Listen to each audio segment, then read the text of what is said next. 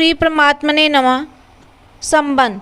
अयुक्त पुरुष की निश्चयात्मिका बुद्धि क्यों नहीं होती, इसका हेतु तो पूर्व श्लोक में बता दिया।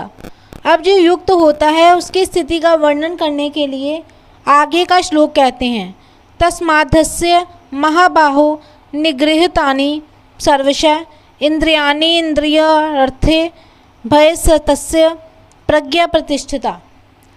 60वें श्लोक से मन और इंद्रियों को वश में करने का जो विषय चला आ रहा है उसका उपसंहार करते हुए तस्मात् पद से कहते हैं कि जिसके मन और इंद्रियों में संसार का आकर्षण नहीं रहा है उसकी बुद्धि प्रतिष्ठित है। यहाँ सर्वशय पद देने का तात्पर्य है कि संसार के साथ व्यवहार करते हुए अथवा एकांत में चिंतन करते हुए किसी भी अवस्था में उसकी इंद्रियां भोगों में विषयों में प्रवृत्त नहीं होती।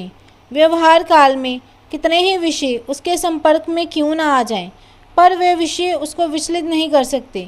उसका मन भी इंद्रिय के साथ मिलकर उसकी बुद्धि को विचलित नहीं कर सकता।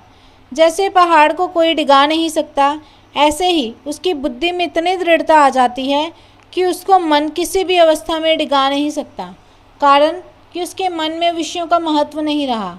निगृहीतानि का तात्पर्य है कि इंद्रियां विषयों से पूरी तरह से वश में की गई हैं, अर्थात विषयों में उनका लेश मात्र भी राग, आसक्ति, खिंचाव नहीं रहा है। जैसे सांप के दांत निकाल दिए जाए तो फिर उसमें जहर नहीं रहता, वह किसी को भी काट लेता है तो उसका कोई असर नहीं होता। ऐसे ही इंद्रियों को राग द्वेष से रहित कर देना ही मानो उनके जहरीले दांत निकाल देना है। फिर उन इंद्रियों में ये ताकत नहीं होती कि वे साधक को पतन के मार्ग में ले जाएं। इस श्लोक का तात्पर्य यह है कि साधक को दृढ़ता से ये निश्चय कर लेना चाहिए कि मेरा लक्ष्य परमात्मा की प्राप्ति करना है, भोग भोगना और संग्रह करना मेरा लक्ष्य नहीं है। अगर ऐसी सावधानी साधक में निरंतर बनी रहे तो उसकी बुद्धि स्थिर हो जाएगी। जय श्री कृष्ण।